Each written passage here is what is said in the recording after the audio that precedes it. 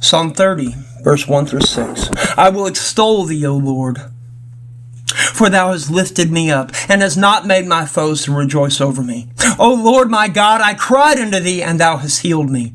O Lord, thou hast brought up my soul from the grave. Thou hast kept me alive, that I should not go down to the pit.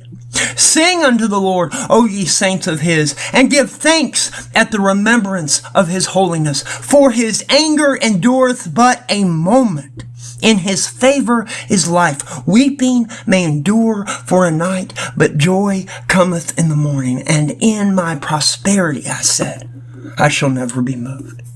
It's easy in our prosperity to glorify God. It's easy when we're on top of the mountaintop to glorify God. But what about when we're at the base of the mountain? What about when we've lost it all? What about when the boulders are falling in upon us and our lives are hanging by a thread? What about those who we have seen who are good people who love Jesus that have died? Like this great tragedy that has just taken place in America. I think the whole world knows about it. What about those situations? Can you glorify God? The prophets could.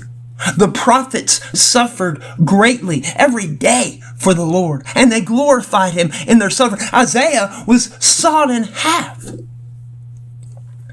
Jeremiah, he was cast down into a dungeon in water without food, in absolute darkness.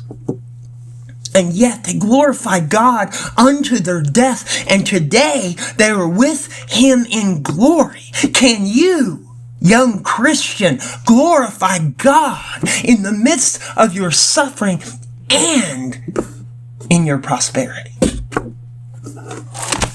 Let's look at Lamentations chapter 3. Jeremiah suffered greatly.